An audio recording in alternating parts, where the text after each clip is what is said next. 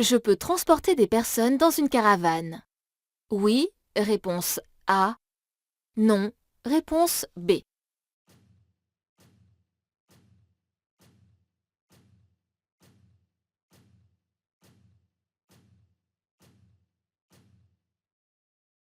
Pour des raisons de sécurité, il est interdit de transporter des personnes dans un véhicule tracté, caravane ou remorque.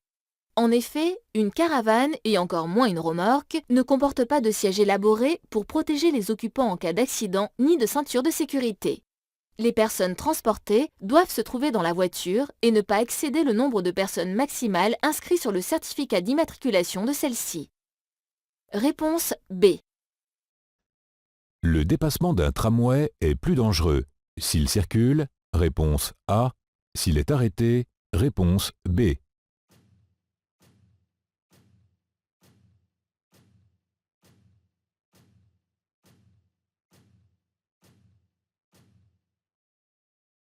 Un tramway ne risque pas de faire un écart. Son dépassement lorsqu'il circule ne présente donc pas de danger particulier. En revanche, lorsqu'il est arrêté, c'est pour faire monter ou descendre des passagers. C'est à ce moment-là que le dépassement est particulièrement dangereux. Des passagers pressés pourraient surgir du tramway ou traverser à proximité. D'autres peuvent être aussi prêts à tout pour monter à bord plutôt que d'attendre le suivant. Réponse B. Je circule sur une route à accès réglementé. Réponse A. Une autoroute. Réponse B.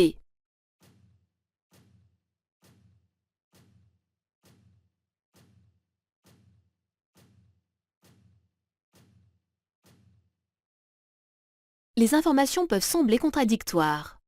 Le panneau qui se trouve au-dessus de ma voie est bleu, ce qui indiquerait que je circule sur l'autoroute. Mais un panneau situé à droite indique une route à accès réglementé. Alors qu'en est-il?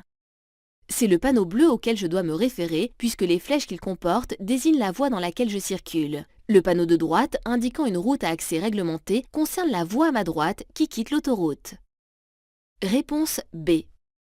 Je ralentis et je me prépare à m'arrêter. Réponse A. Je passe sans ralentir. Réponse B. Je klaxonne et je passe. Réponse C.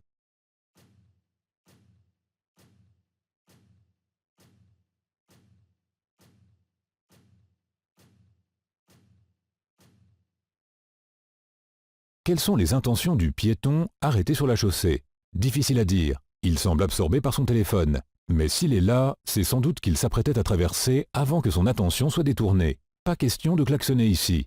Il n'y a pas de réel danger, juste une interrogation. Mais pas question non plus de passer comme si de rien n'était. Je dois donc ralentir et me préparer à m'arrêter. Ce piéton peut se remettre à marcher sans quitter son téléphone des yeux. Réponse A. Je circule à 30 km à l'heure. Si le feu passe au jaune immédiatement, je passe. Réponse A. Je m'arrête. Réponse B.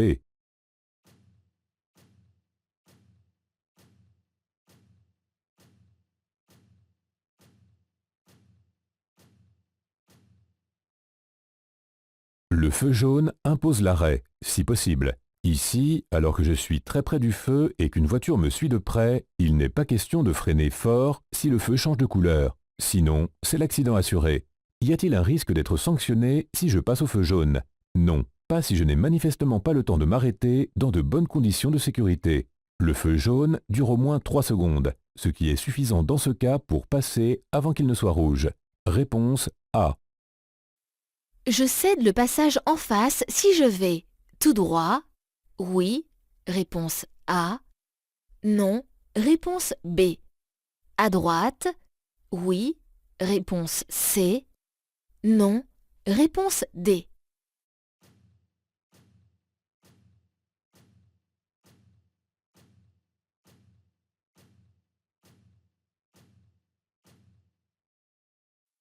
Le feu qui me concerne est vert, ce qui m'autorise à passer. Je n'ai donc normalement pas à céder le passage si je vais tout droit ou si je tourne à droite, à moins qu'un piéton ne traverse. Mais en face, une ambulance dont les avertisseurs spéciaux fonctionnent s'apprête à tourner sur sa gauche. Elle est en mission. Je lui facilite la progression en m'arrêtant, que j'aille à droite ou tout droit. Réponse A et C. Si leur taille le permet, je peux installer à l'arrière plus d'enfants que ma voiture ne comporte de ceinture. Oui. Réponse A. Non. Réponse B.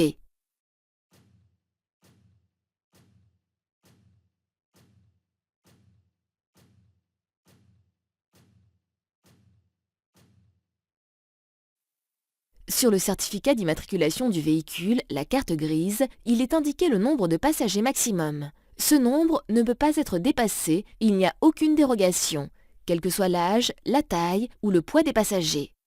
C'est au conducteur de veiller à ne pas dépasser le nombre maximum d'occupants. En effet, il est censé connaître les capacités maximales de sa voiture. En cas de dommage corporel, même s'il n'est pas responsable de l'accident, l'assureur pourrait se retourner contre lui et exiger un dédommagement. Réponse B. Pour mieux me retourner lorsque j'effectue une marche arrière, je détache ma ceinture de sécurité. Oui. Réponse A. Non. Réponse B.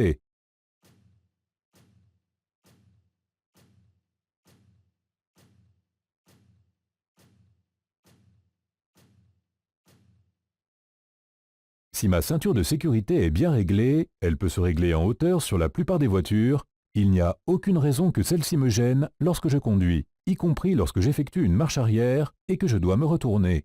D'autant plus que je peux être percuté pendant que je réalise ma manœuvre, et qu'un choc, même à basse vitesse, peut provoquer de graves lésions, voire entraîner la mort. Je ne me détache que pour quitter la voiture. Réponse B. J'ai bien choisi l'endroit pour m'arrêter. Oui. Réponse A. Non. Réponse B.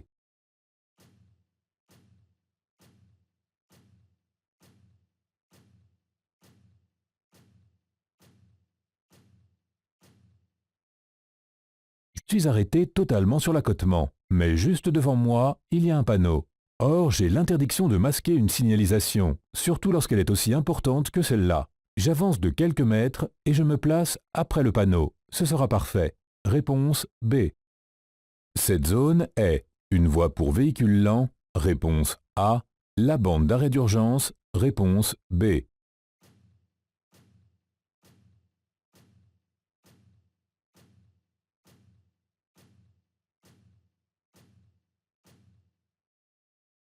La partie droite, délimitée par de longues lignes blanches, est la bande d'arrêt d'urgence. Elle ne fait pas partie de la chaussée, mais de l'accotement. Il est interdit d'y circuler ou de s'y arrêter, sauf en cas de nécessité, problème mécanique ou malaise d'un passager par exemple. Réponse B. Je souhaite rejoindre cette aire de repos. J'allume le clignotant. Oui. Réponse A. Non. Réponse B. Je ralentis immédiatement. Oui. Réponse C. Non. Réponse D.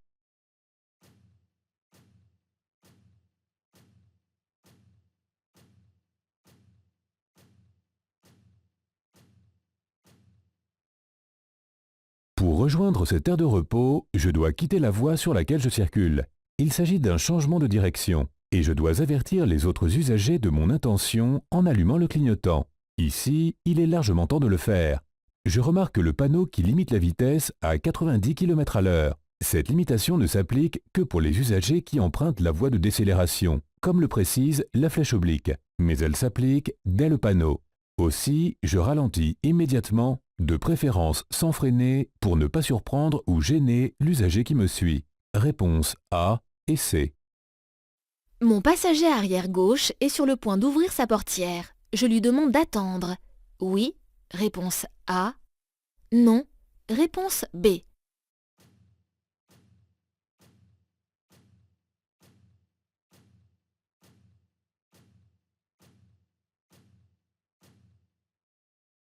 Deux cyclistes qui se suivent s'apprêtent à passer près de ma voiture. Ils circulent sur une bande cyclable. Le premier est passé et le deuxième n'est plus visible. Où est-il? Dans l'angle mort des rétroviseurs, la partie que l'on ne peut voir qu'en tournant la tête. Ce n'est donc pas le moment d'ouvrir une portière. Le conducteur étant le seul pour qui les rétroviseurs sont bien réglés, il lui appartient d'être vigilant lorsque l'un de ses passagers s'apprête à ouvrir une portière. Que celui-ci descende côté rue ou côté trottoir. Réponse A. Je suis pressé. Ma voiture est suffisamment déneigée. Oui. Réponse A. Non. Réponse B.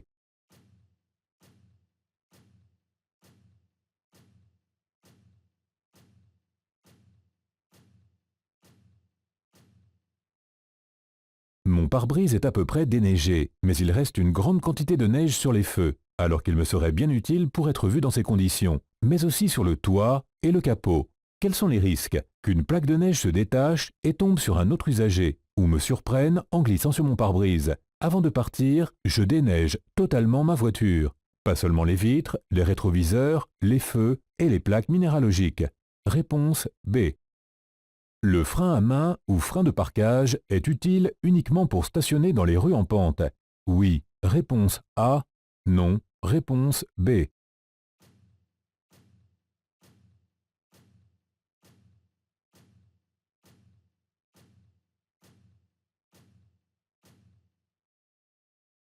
Le frein de parquage ou frein de stationnement, frein à main, permet l'immobilisation totale et durable de la voiture. Il peut servir à éviter de reculer dans une côte, pour démarrer ou lors d'un stationnement, dans une descente, pour stationner, mais je dois aussi le mettre chaque fois que je quitte mon véhicule, même si c'est sur terrain plat.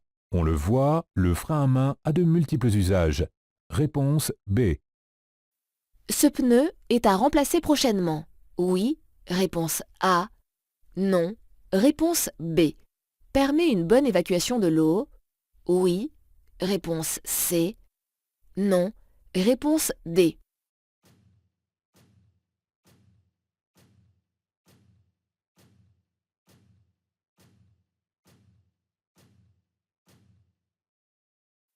Dans le fond des rainures principales de ce pneu, je peux voir les témoins d'usure. Je constate que la bande de roulement, la partie en contact avec la route, est pratiquement au même niveau que ces témoins. Il reste moins d'1 millimètre avant de les atteindre. Je dois donc envisager de les remplacer prochainement, surtout si l'automne et ses pluies approchent. Ce pneu ne pourra pas bien évacuer l'eau sur une chaussée détrempée, même si l'usure maximale n'est pas encore atteinte. Réponse A et D. Ce panneau interdit le stationnement. Dans cette rue uniquement. Réponse A. Dans tout un quartier. Réponse B.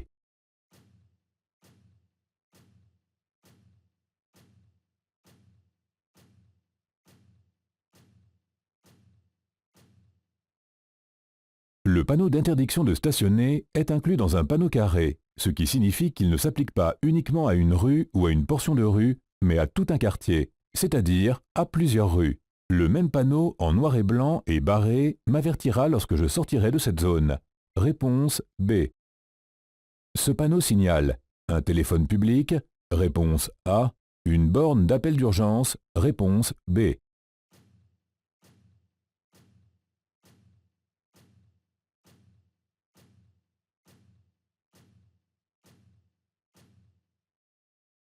Ce panneau comporte le symbole d'un téléphone, il ne comporte pas la mention SOS. Il s'agit donc d'un téléphone public avec lequel je pourrais joindre n'importe qui, un ami, un dépanneur ou mon assureur, ou les secours si besoin. Réponse A. Ce panneau signale un garage. Réponse A. Un point d'information. Réponse B.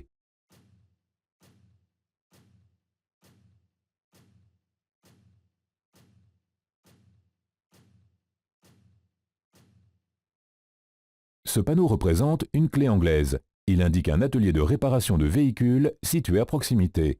Réponse A. Ce panneau impose de tourner à droite. Oui. Réponse A. Non. Réponse B.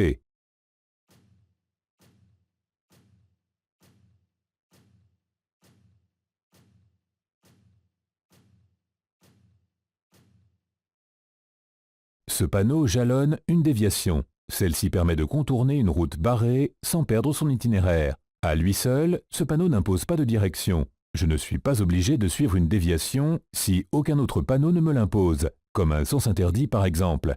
Réponse B. Je m'arrête au stop. Réponse A. Je passe sans m'arrêter. Réponse B.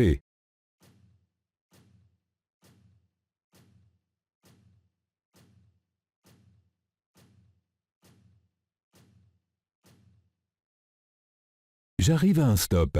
Je devrais donc m'arrêter, mais un agent assure la circulation dans cette intersection. Dans ce cas, il annule toute signalisation de priorité. Si l'agent est de profil, je passe sans tenir compte du stop, à allure modérée et avec prudence. Je me serais arrêté si l'agent avait été de face ou de dos, même si j'avais rencontré un céder le passage à la place du stop. Réponse B. Je m'arrête. Oui. Réponse A. Non. Réponse B.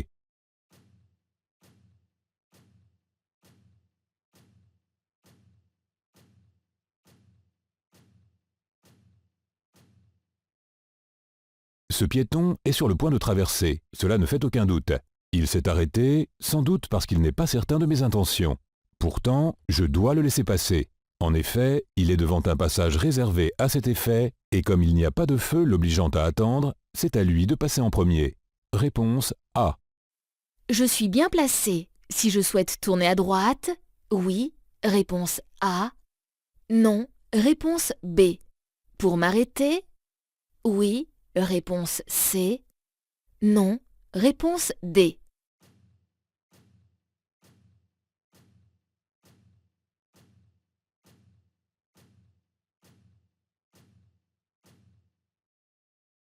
L'indice est assez clair. Je circule dans une voie réservée aux bus.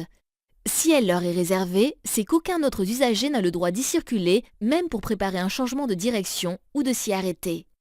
Je suis mal placé et je dois retourner sur une voie autorisée immédiatement. Réponse B et D. Ma voiture est équipée de feux diurnes. Ils sont suffisants dans ces conditions. Oui.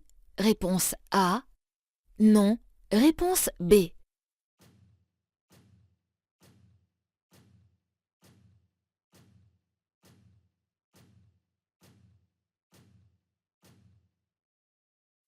Les feux diurnes sont des feux situés à l'avant, de couleur blanche, souvent à LED, qui s'allument automatiquement de jour dès la mise en marche du moteur. Ils permettent d'être mieux vus par les usagers que je croise, donc peu d'intérêt sur une chaussée à sens unique comme ici, ou ceux qui me précèdent. Je suis mieux visible dans leur rétroviseur. Mais ils sont insuffisants dès que la visibilité décroît, s'il pleut comme ici, s'il y a du brouillard, ou dès que la nuit tombe. Et puis ils n'allument aucun feu à l'arrière. Je les remplace donc par les feux de croisement. Réponse B. J'accélère pour terminer le dépassement. Oui. Réponse A. Non. Réponse B.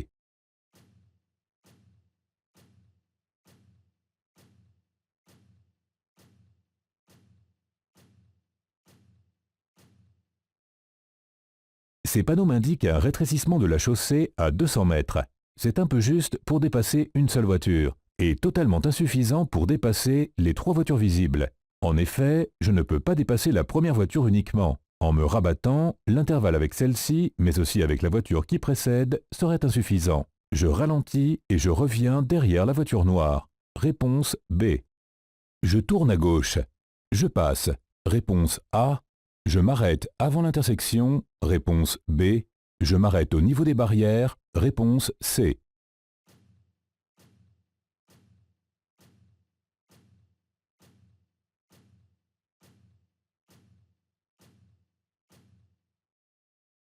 J'approche d'un passage à niveau. Celui-ci est fermé et les feux rouges clignotent. Mais si je tourne à gauche, je ne suis pas concerné par le passage à niveau. Je peux donc tourner à gauche et poursuivre ma route sans m'arrêter. Réponse A. Le principal risque est que ce car quitte son stationnement. Oui. Réponse A. Non. Réponse B.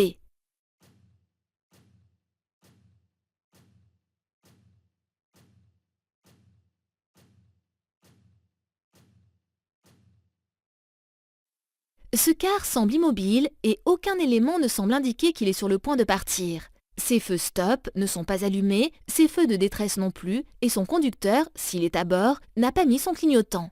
Le risque lié à ce car est ailleurs. Que se passe-t-il juste devant lui? Y a-t-il un piéton sur le point de traverser ou un véhicule prêt à s'engager?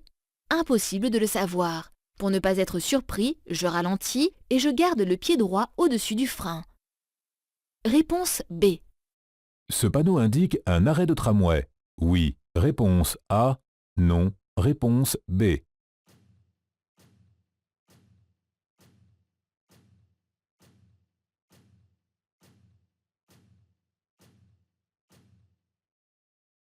Ce panneau n'indique pas un arrêt de tramway. Il n'existe pas de panneau pour les signaler, mais une traversée de tramway à proximité. C'est un panneau de position.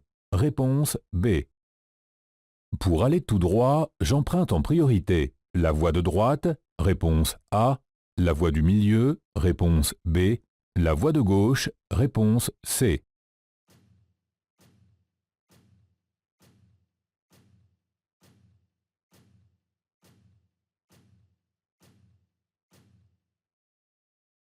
Ce panneau d'indication est clair. Il montre la direction de chacune des 3 voies dans mon sens de circulation. La voie de droite est réservée aux usagers qui tournent à droite.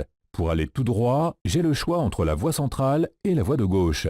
Mais lorsque plusieurs voies vont dans la même direction, j'emprunte la plus à droite de ces voies. J'utilise la voie de gauche uniquement pour dépasser. Réponse B. Cette zone est une voie pour véhicules lents. Réponse A. La bande d'arrêt d'urgence. Réponse B.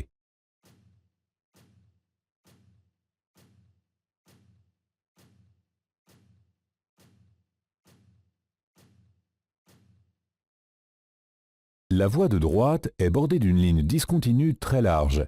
Elle délimite donc une voie de circulation réservée à certains usagers. Ici, il s'agit d'une voie réservée et obligatoire pour les véhicules lents, c'est-à-dire tous les véhicules qui circulent à 60 km/h ou moins. Il n'y a pas de bande d'arrêt d'urgence ici qui serait délimitée par des traits beaucoup plus longs mais plus fins. Réponse A. Ce feu me concerne. Oui. Réponse A. Non. Réponse B.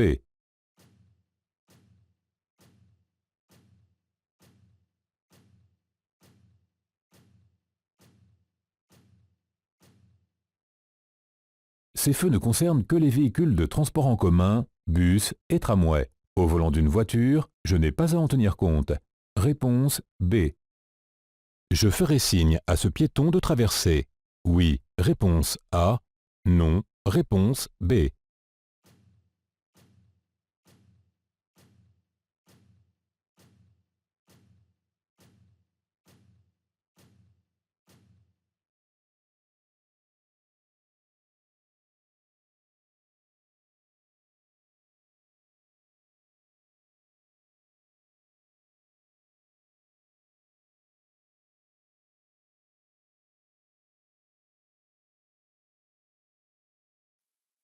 Le feu commence tout juste à clignoter. Je passe, si j'estime avoir le temps de passer. Réponse A. Uniquement si je ne peux pas m'arrêter en sécurité. Réponse B.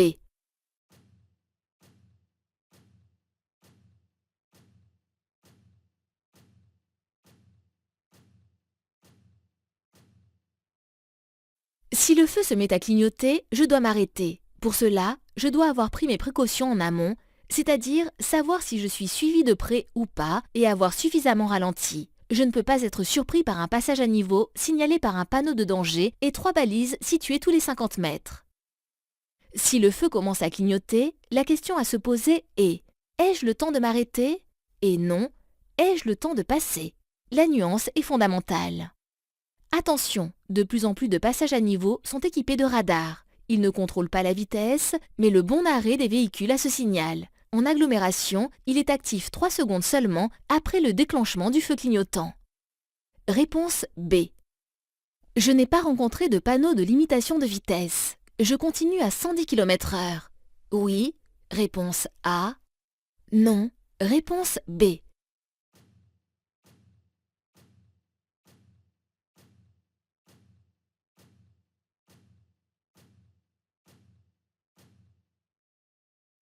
J'arrive dans une zone de travaux active, où se trouvent des véhicules et des ouvriers. De plus, une des voies est encombrée. Il n'est pas question de continuer à 110 km/h, même si je n'ai pas vu de panneau de limitation de vitesse. Ce serait beaucoup trop dangereux, pour moi comme pour ces ouvriers. Réponse B. La voie que j'utilise est réservée à mon sens de circulation. Oui. Réponse A. Non. Réponse B.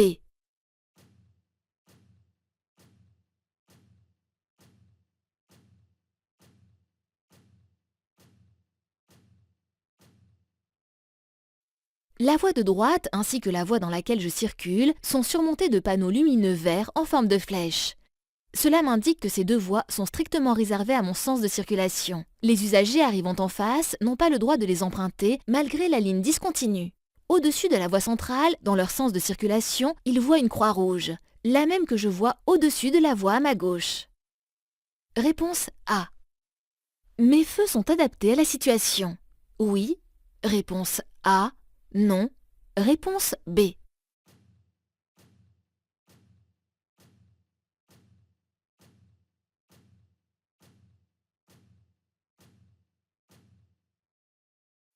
Je circule en agglomération, mais celle-ci n'est pas éclairée. Le témoin bleu m'informe que je circule en feu de route. Eh bien, j'ai raison. Lorsque la route n'est pas éclairée, en l'absence d'autres usagers que je pourrais éblouir, que je sois en ou hors agglomération, je dois circuler avec les feux de route, les feux les plus puissants qui me permettent de voir loin et large. Réponse A. Arrêté après un délit de fuite, je serai soumise à un contrôle d'alcoolémie. Oui. Réponse A. Non. Réponse B.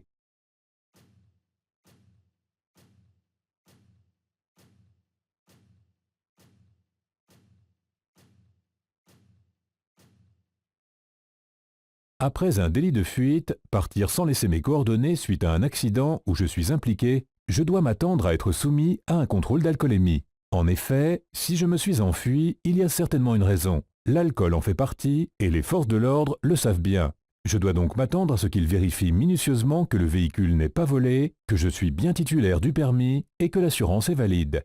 Réponse A.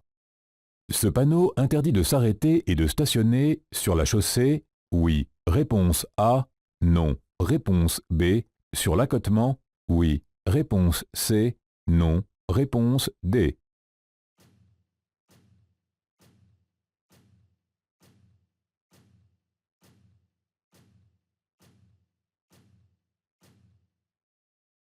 Ce panneau interdit à la fois l'arrêt et le stationnement, sur la chaussée et sur l'accotement. Réponse A et C. Ce panneau m'informe que la rue est à sens unique. Oui. Réponse A. Non. Réponse B. M'interdit de faire demi-tour. Oui. Réponse C. Non. Réponse D.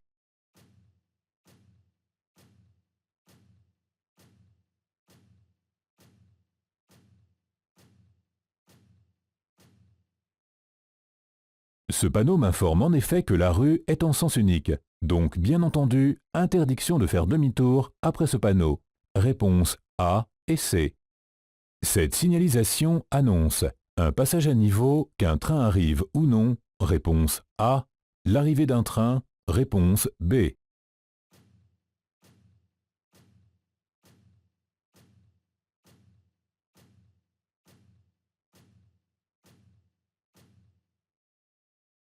Ce panneau m'informe que je vais rencontrer un passage à niveau fermé. Il ne s'allume que si un train est en approche. Attention, je peux être surpris par le passage à niveau, mais aussi par une file de voitures arrêtées. Réponse B. Cette ligne s'appelle une ligne de rive. Réponse A. Une ligne médiane. Réponse B.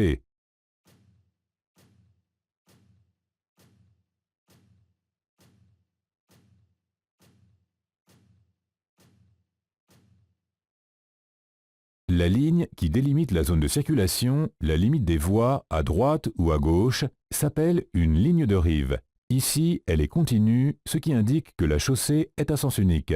Une ligne médiane sépare la chaussée au milieu afin de délimiter les deux sens de circulation, sur une chaussée à double sens. Réponse A.